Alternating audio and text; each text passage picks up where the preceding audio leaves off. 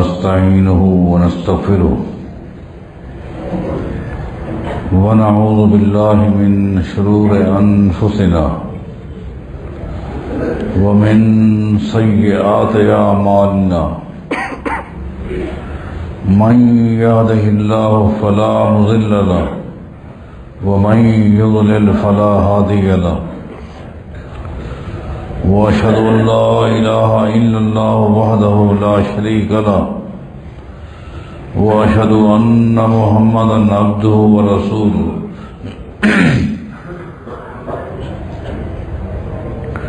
من يطع الله ورسوله فقد رشد واهتدى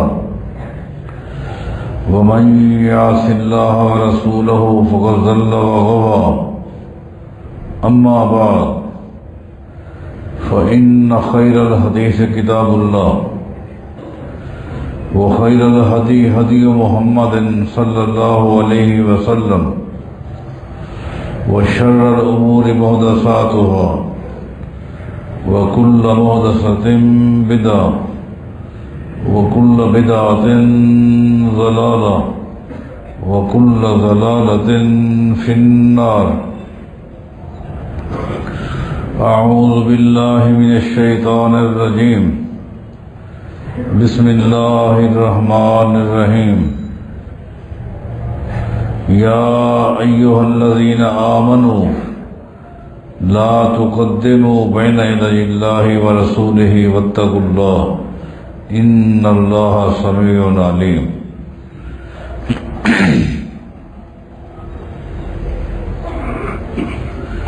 کائنات کے امام محمد الرسول اللہ صلی اللہ علیہ وسلم نماز جنازہ پڑھانے کے لیے تشریف لائے.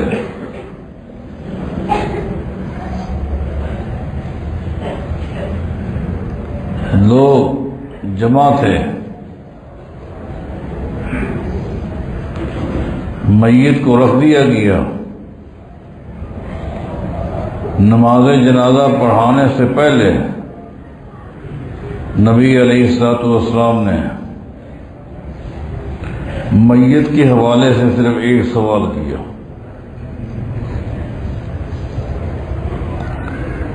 یہ سوال نماز جنازہ پڑھانے کے بعد نہیں کیا اور نہ ہی میت کو دفنانے کے بعد آپ نے یہ سوال کیا. اس سے معلوم ہوا اس سوال کا تعلق نماز جنازہ کے بعد یا میت کو دفنانے کے بعد کا نہیں ہے.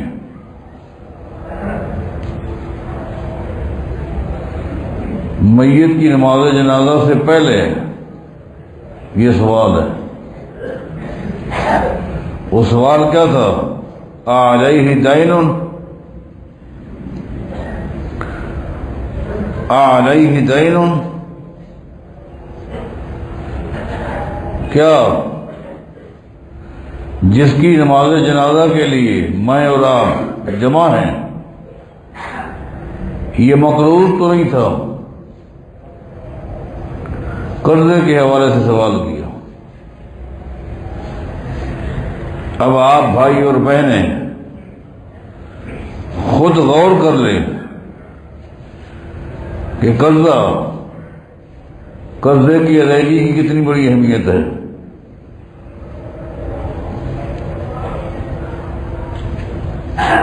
علیہ دین، کیا یہ مرنے والا مقرور تو نہیں تھا؟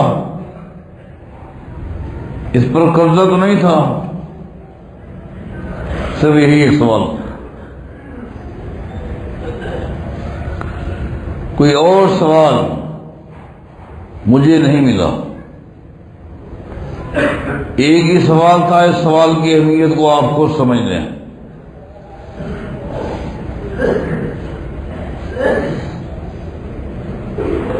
آپ کو بتایا گیا کہ جی ہاں یہ بندہ مقروض تھا، اس پر قرضہ تھا. کتنا تھا؟ 2 دینار تھا.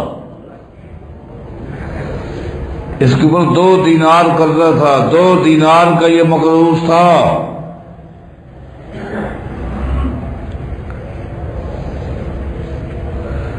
دینار سونے کا ہوتا ہے، 2 دینار کا 1 تولہ بھی نہیں بنتا، 1 تولے سے بھی کم ہے،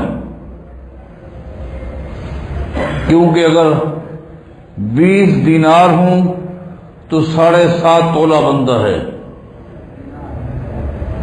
7.5 تولے بنتے ہیں اگر 20 دینار ہوں تو 2 دینار کا مطلب یہ ہے کہ 1 تولہ بھی نہیں تھا، بس اتنا قرضہ تھا۔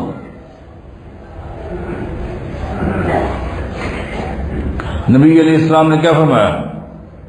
میں صلو علی صاحبکم، جاؤ تم خود پڑھاؤ، تم اس کی نماز جنازہ پڑھو، میں محمد نہیں پڑھتا صلی اللہ علیہ وسلم۔ آپ نے یہ نہیں فرمایا کہ یہ کافر ہے،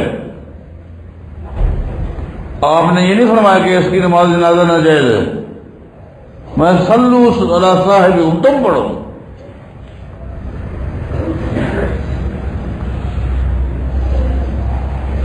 وقت کا امام، وقت کا محدث،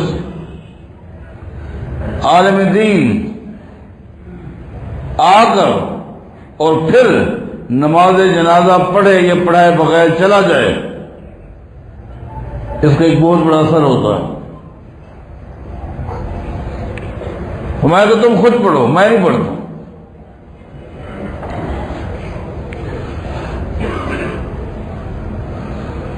آج قرضے کی جو اہمیت ہے کہ جتنا جلدی ہو سکے، پہلی تو یہ ہے کہ کوشش کریں کسی سے قرضہ نہ لیں، اگر مجبور ہیں قرضہ لے سکتے ہیں لیکن اس کی ادائیگی کی فکر کریں۔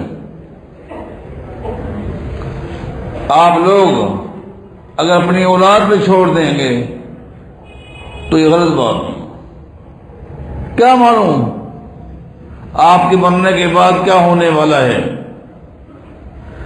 آپ کی جائیداد کا کس طرح بٹورا ہوگا، آپ کے ورثاء میں سے کون آپ کے قرضے کے بارے سوچے، کون نہ سوچے۔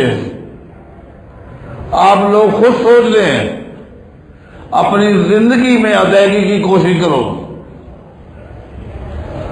2 دینار دینے تھے، 2 دینار۔ میں صلو علی صاحبکم، خود پڑھو۔ اتنی بڑی اہمیت کو دیکھ کر جب یہ دیکھا کہ نبی علیہ الصلوۃ والسلام تیار نہیں ہے، اس سے بڑی بد نصیبی کیا ہوگی؟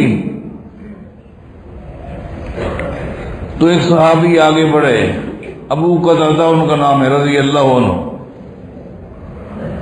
اس نے عرض کی دیناران علیہ یا رسول اللہ صلی اللہ علیہ وسلم، یہ 2 دینار میں دوں گا، یہ میرے ذمہ ہے۔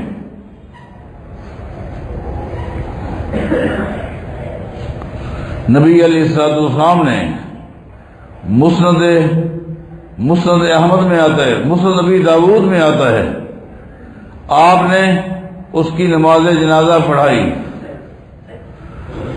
اور اگلے دن ابو قتادہ کے گھر چلے گئے رضی اللہ عنہ، اور نبی علیہ الصلوۃ والسلام نے ابو قتادہ سے پوچھا، ابو قتادہ کل آپ نے وعدہ کیا تھا 2 دینار میں دوں گا، دے دیے؟ آج کی دی نہیں ہے لیکن دے دوں گا، فرمایا دے دو۔ آپ واپس آ گئے، حدیث میں آتے اگلے دن پھر آپ چلے گئے ابو قتادہ گھر اور پوچھا وہ 2 دینار تو نے دینے تھے دیے؟ ابو قتادہ رضی اللہ عنہ نے کہا ابھی دے کر آیا ہوں، ابھی دے کر آیا ہوں۔ نبی علیہ السلام میت کو بھی ابھی سکون ملا ہوگا۔ آپ سوچیں، آپ سوچیں، آپ کیا چاہتے ہیں؟ مرنے کے بعد آپ کو سکون نہ ملے؟ یا اگر آپ کے بزرگوں میں سے کوئی فوت ہو گیا ہے اور وہ مقروض تھا تو کیا آپ چاہتے ہیں ان کو قبر میں سکون نہ ملے؟ آپ نے کیا سوچا ہوا ہے؟ نبی علیہ السلام کو فرمان ہے نفس المومن معلقۃ بدینہ حتی یقضی عنہ، جب تک قرضہ ادا نہ کیا جائے مرنے والے کی طرف سے، باپ فوت ہو گیا، ماں فوت ہو گئی، بھائی فوت ہو گیا، اگر اس کی طرف سے جو قرضہ ہے ادا نہ کیا جائے تو نفس المومن معلقۃ بدینہ، یہ الفاظ جامع ترمذی میں ہیں، ابن ماجہ میں ہیں اور مسند احمد میں ہیں۔ معلقۃ بدینہ، مرنے والے کی روح اس قرضے کے زد میں رہتی ہے، جکڑی رہتی ہے، پکڑی رہتی ہے، حتی یقضی عنہ، جب تک کہ اس کا قرضہ ادا نہ کیا جائے۔ نبی علیہ الصلوۃ والسلام کو فرمان ہے الدین دینان، لوگوں قرضے دو طرح کے ہوتے ہیں، الدین دینان، قرضے دو طرح کے ہوتے ہیں، من مات وہو ینوی قضاءہ، ایک آدمی فوت ہو جاتا ہے اور تھا مقروض، ینوی قضاءہ، لیکن اس کی نیت تھی قرضے کے دینے کی، قرضہ نہیں دے سکا، نیت تھی دینے کی، کوشش میں لگا ہوا تھا کہ جتنا جلدی ہو سکے میں فارغ ہو جاؤں، لیکن قرضہ باقی تھا کہ فرشتے نے آ کر وہ قبض کر لیا۔ اب وہ ساز ابھی ذمہ ہے۔ نبی علیہ الصلوۃ والسلام جب بیت المال میں زود ہو گیا تو آپ فرمایا کرتے تھے من ترک مالا فلأہلہ، لوگوں جو شخص مر جائے، من ماتا، جو شخص فوت ہو گیا اور مال چھوڑ کے گیا، جائیداد چھوڑ کے گیا، فلأہلہ، وہ مال اس کے خاندان میں، اس کے ورثاء میں شریعت کے مطابق تقسیم کیا جائے گا، جو حق جس کا بنتا ہے اس کو دیا جائے گا اور فوراً دیا جائے گا، اس کو طول دینا شرعاً جائز نہیں ہے۔ جو لوگ باپ کے مر جانے کے بعد، ماں کے مر جانے کے بعد، کسی بزرگ کے مر جانے کے بعد اس کی جائیداد کو تقسیم نہیں کرتے، انکار بھی نہیں کرتے اور طول دیتے ہیں، طول دیتے ہیں، شرم بھی ناجائز اور فتنے بھی نکلتے ہیں، فتنے نکلتے ہیں، بہت سے کے حق مارے جاتے ہیں، بہنوں کے حق زد میں آ جاتے ہیں، دے دے اژدہا بن کر بھائی بیٹھے ہوئے ہیں، باپ کا مکان انہیں کے قبضے میں، باپ کا کارخانہ انہیں کے قبضے میں، بہنیں بیچاری محبت کرتی ہیں، وہ ہمت نہیں کرتی کہ آ کر کس طرح بھائیوں سے کہیں ہمارا حق ہمیں دیں، بھائیوں کو بھی حیا نہیں آتی کہ ان کا حق ہم دیں، وہ چاہتے ہیں اسی باپ کی جائیداد میں سے کارخانے میں سے کما کر ہم اپنی بہنوں کو حصہ دیں، حصہ دیں گے اس تاریخ کے مطابق جب باپ مرا تھا، اس وقت کے لحاظ سے مکان کی قیمت لگائیں گے، کارخانے کی قیمت لگائیں گے اور دیں گے 10 سال کے بعد۔ یہ کون سی شریعت ہے؟ یہ کون سا دین ہے؟ ایسا نہ کرو، ایسا نہ کرو، جتنا جلدی ہو سکے ان کا حق ان کو دو۔ جو جس کا حق بنتا ہے، ماں کا حق بنتا ہے، بیوی کا حق بنتا ہے، بہنوں کا حق بنتا ہے، بیٹیوں کو حصہ بنتا ہے، دو ان کو، جتنا جلدی ہو سکے، جتنا جلدی ہو سکے جائیداد کو تقسیم کیا جائے۔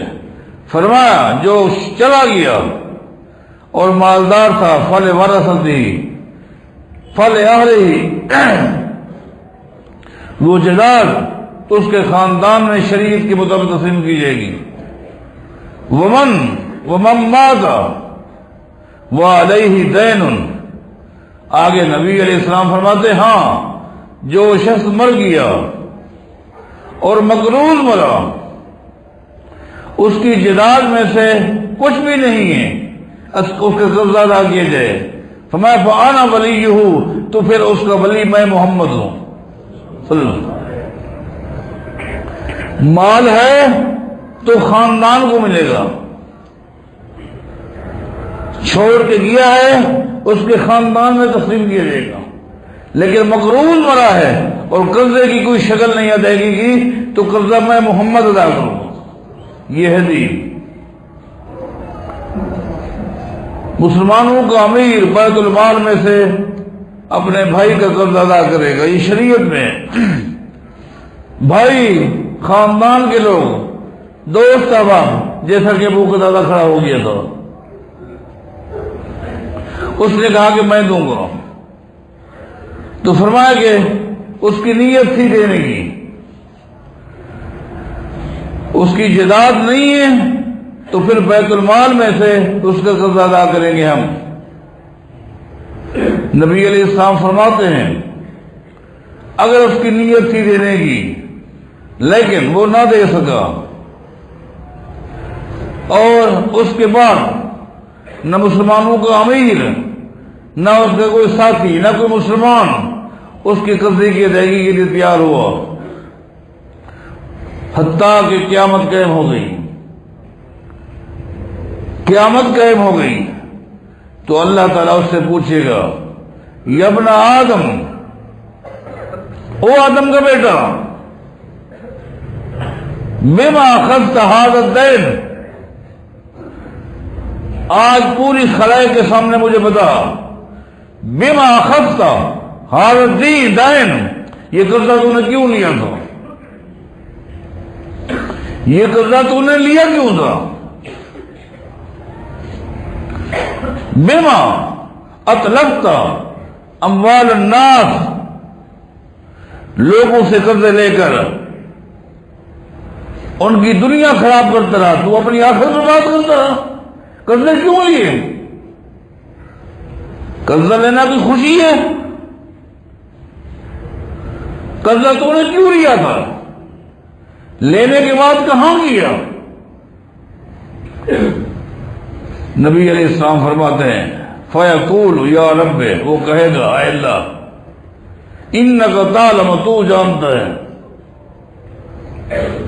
وہ کہے گا یا رب اِنَّكَ تَعْلَمُ، اے اللہ تو جانتا ہے، لم آکل ولم اشرب ولم ازیہ، کہ میں نے قرضہ لیا تھا، یقیناً لیا تھا، لیکن اس قرضے میں سے نہ میں نے اپنی ذات پہ کچھ خرچ کیا، نہ اپنے اولاد پہ کچھ خرچ کیا، اور نہ ہی میں نے خام خواہ جان بوجھ کر اس کو برباد کیا۔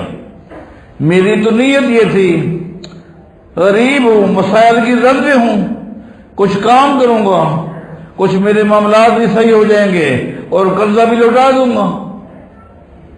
اتفاق ہے، گھاٹے پہ گھاٹا، نقصان پہ نقصان، مزید قرضے کی زد میں آتا رہا، آتا گیا حتیٰ کہ فرشتے نے آگے روح قبض کر دیا۔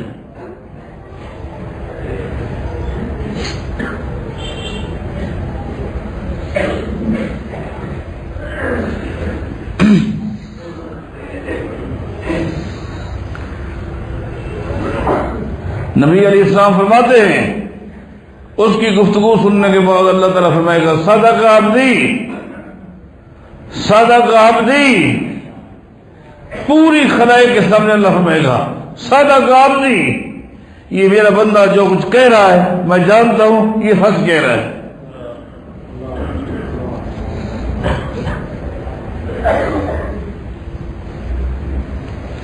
صدق عبدی، یہ میرا بندہ صحیح کہہ رہا ہے۔ واقعی یہی صورتحال تھی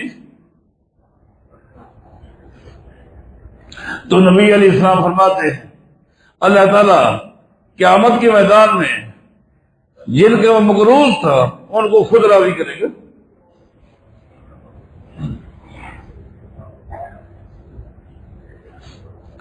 فَيُدْخِلَ الْجَنَّةَ بِفَضْلِ رَحْمَتِهِ، اور اپنی رحمت سے، فضل سے اس کو جنت میں داخل کر دیا۔ آگے فرمایا وَمَن مَاتَ وَلَا يَنْفِي قَضَاءَهُ، لیکن قرضے کی دوسری شکل یہ ہے، ایک بندہ قرضہ لیتا ہے لیکن واپس کرنے کی نیت نہیں ہوتی، نیت ہی نہیں، کون دے گا واپس، نیت ہی نہیں تھی، پہلے دن سے سوچا تھا بس پیسے ہاتھ میں آ جائیں پھر میرا معاملہ ہے، خواہ مخواہ ٹالتے رہنا، خواہ مخواہ جھوٹ بولتے رہنا، خواہ مخواہ بہانے بناتے رہنا، نیت ہی نہیں۔ فرمایا کہ من مات، جو شخص فوت ہو گیا مقروض تھا، ولا ینوی قضاء ہو، اور قرضے کی ادائیگی کی نیت ہی نہیں تھی، مر گیا، نہ اس کی نیت تھی، نہ اس کے باپ اس کے ورثاء کی نیت تھی، نہ اس کی اولاد نے سوچا، اولاد نہیں سوچا، ورثاء نے سوچا، ہوگا مقروض ہوگا۔ بعض جگہ پر تو اولاد دعائیں کرتی رہتی ہے ماں باپ کی وفات کے لیے، مرے تاکہ ہم کھل کے کاروبار کریں۔ کوئی اگر آ کر کہے تمہارے باپ نے ہمیں دینا تھا ہم نہیں جانتے، جا وہ قبر ہے وہاں سے لے جا، یہ کہہ دیا جا وہاں سے لے، قبر کھود، ہم تیرے مقروض چھوڑے ہم نہیں جانتے۔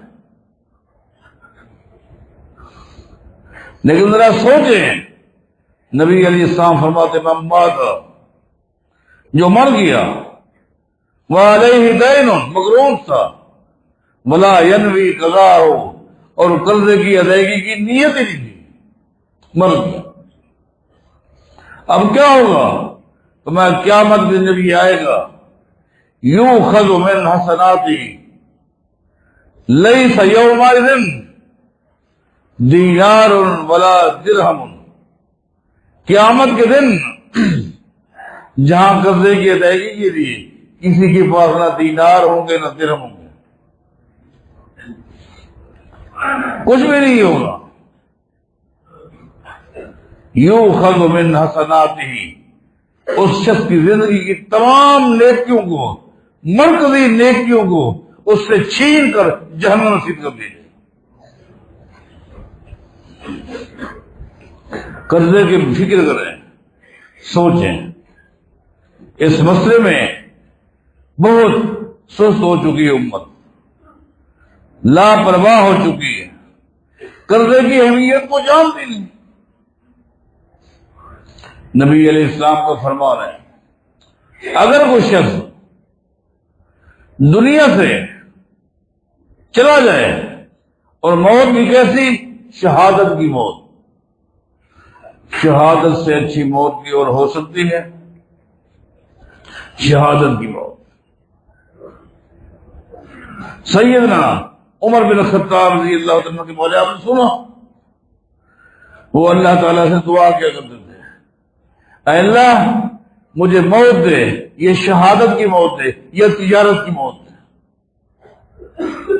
یا موت دے شہادت کی یا پھر تجارت کی موت دے. کون دعا مانگ رہے ہیں؟ سیدنا عمر بن خطاب رضی اللہ عنہ. شہادت کی موت سب سے پیاری موت، پاکیزہ موت دے، یا پھر تجارت کی موت دے. تجارت کی موت کیوں دے؟ کہ میں کاروبار کر رہا ہوں، تاجر ہوں، لگا ہوا ہوں کسی نہ کسی کام میں، اور فرشتہ روح کو کر لے. تجارت کی موت کیوں؟ نبی علیہ السلام کا فرمان ہے التاجر الصدوق الامین مع النبیین یوم القیامہ.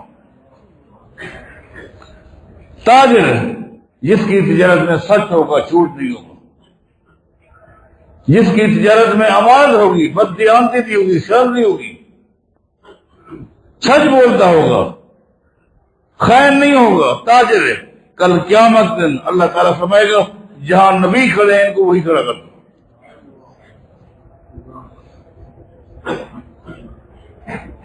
تاجروں شرط کیا ہے؟ سچ بولنا، جھوٹ نہیں بولنا، خیال نہیں کرنی.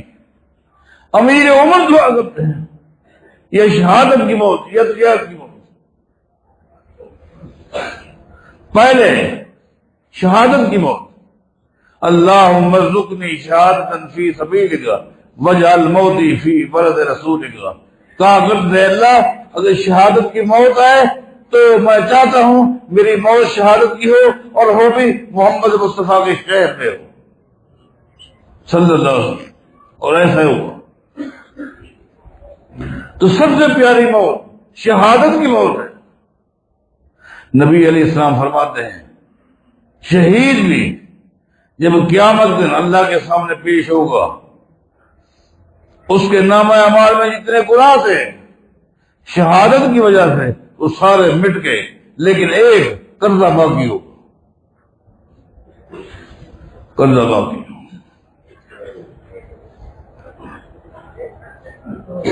قرضہ باقی ہوگا اور اللہ تعالیٰ فیصلہ دے گا.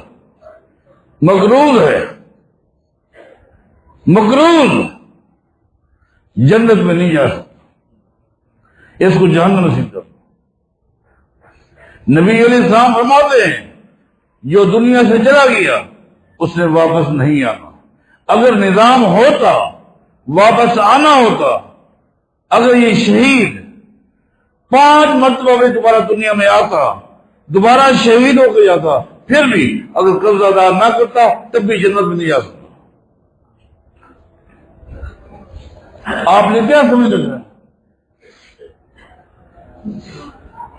قرضے کی اہمیت کو میرے بھائیوں میری بہنوں سمجھو. آج امت کو قرضے لینے کا بڑا شوق ہے اور دینے کا شوق نہیں. وقت پر نہ دینا، ٹالنا، پریشان کرنا بے مقصد. اس کی اہمیت کا اندازہ لگا ہے. میں عرض کر رہا تھا کہ نبی علیہ الصلوۃ والسلام نے صفحے بن چکی، میت آ چکی. نبی علیہ السلام نے سوال کیا علیہ دین، اس پر قرضہ ہے کہ نہیں؟ کوئی اور سوال کیا آپ نے؟ صرف قرضے کے بعد اللہ تعالیٰ سے دعا بھی کیا کرے مغرور حالت میں موت نہ آئے، قرضے کی حالت میں موت نہ آئے. فکر بھی کیا کرے، کوشش بھی کیا کرے کہ قرضے مت لو. اگر لیے ہیں لینا جائز ہے. خود نبی علیہ السلام نے قرضے لیے ہیں، لینا جائز ہے، لیکن ادائیگی کے لیے سو جاتا. اس کی فکر کیا کریں. پہلا مسئلہ تو یہ ہے کیونکہ کتاب الجنائز چل رہا ہے، حقوق المیت پر گفتگو ہو رہی ہے، تو میت کے حقوق میں سے یہ مرکزی حق ہے، اگر وہ مر گیا ہے جتنا جلدی ہو سکے، یہ جلدی کی دلیل ہے کہ نبی علیہ الصلوۃ والسلام یہ بات دفنانے کے بعد بھی قبر پہ کھڑے ہو کر کہہ سکتے تھے، قبر کے پاس کھڑے ہو کر آپ کہہ سکتے تھے اگر مقروض ہے قرض ادا کر دو، لیکن نہیں، اس سے پہلے جنازہ کی نماز پڑھانے سے پہلے آپ نے پوچھا علیہ دین، اس کا مطلب یہ جتنا جلدی ہو سکے، جتنا جلدی ہو سکے اس قرضے کو ادا کیے، اس کی جداد میں سے اگر ہے جداد کو تقسیم کرنے سے پہلے یہ کام کرنا۔ اسی طرح اگر اس نے کوئی وصیت کی ہے، اگر اس نے کوئی وصیت کی ہے کہ میری جائیداد میں سے چوتھا حصہ، پانچواں حصہ، زیادہ سے زیادہ تیسرا حصہ، زیادہ سے زیادہ تیسرا حصہ اللہ کے راستے میں خرچ کر دینا، دینی کاموں میں لگانا، اولاد کو وصیت کر گیا، مرد ہے یا عورت ہے، میری جائیداد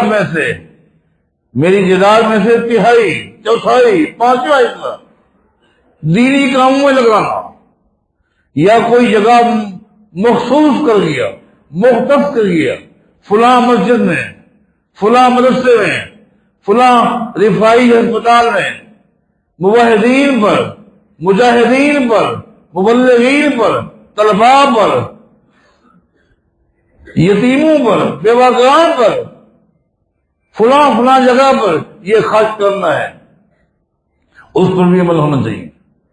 جائیداد کو تقسیم کرنے سے پہلے یہ دو مرکزی کام ہیں، یہ میت کے حقوق میں سے مرکزی حق ہے۔ اگر اس نے قرضہ دینا ہے پہلے قرضہ ادا کرو، قرضے کی ادائیگی کے بعد پھر دیکھو اس کی کتنی جائیداد ہے، پھر تقسیم کرنے سے پہلے اس کی وصیت پر عمل کرو، وصیت پر عمل کیا جائے۔ ویسے نبی علیہ السلام کا فرمان ہے وصیت سے بہتر ہے انسان اگر اس کے دل میں ارادہ ہے اپنی زندگی میں کوئی ایک ترتیب بنا لے، وہ ترتیب بنی ہوئی ہوگی تو بعد میں ورثاء کو پریشانی نہیں ہوگی، اس کے لیے آزمائش کا سبب نہیں بنے گی، فتنہ نہیں بنے گا، لیکن کم از کم جاتے جاتے اپنی اولاد کو ورثاء کو وصیت کرتے میری جائیداد کا اتنا حصہ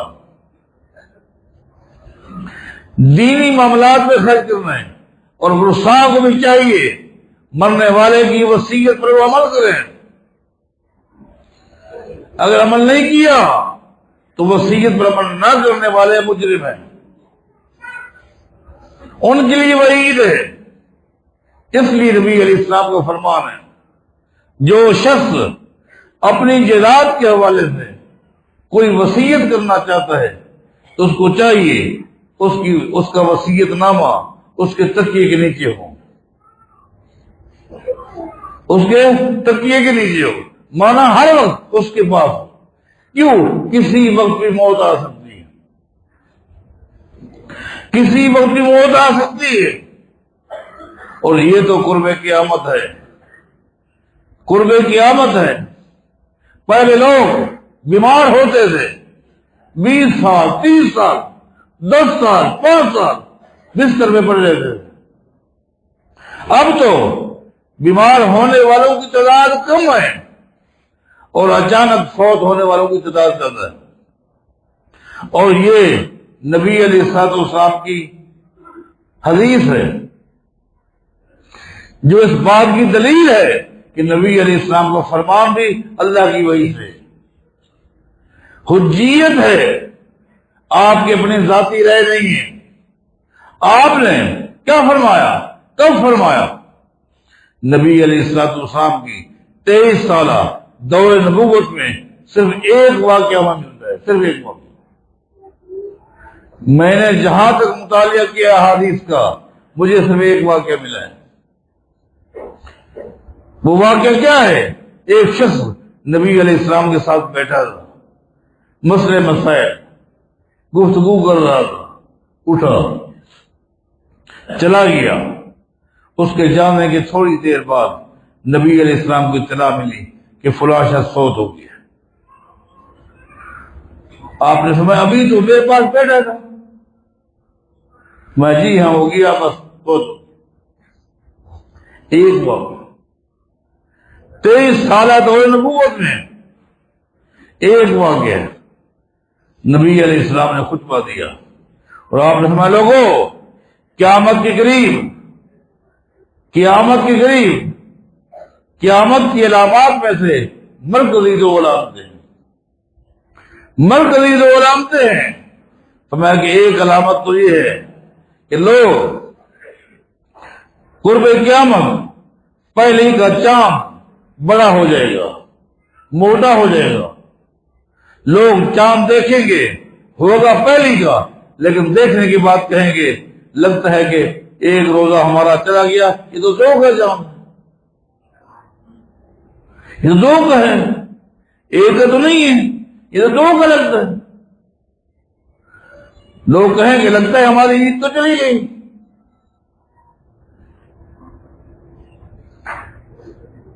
خام خواہ ایک پہلے کے چاند کو دیکھ کر وہ اتنا موٹا ہو جائے گا قرب قیامت کہ لوگ تبصرہ کریں گے یہ چاند دو کا ہے، دوسرے دن کا ہے.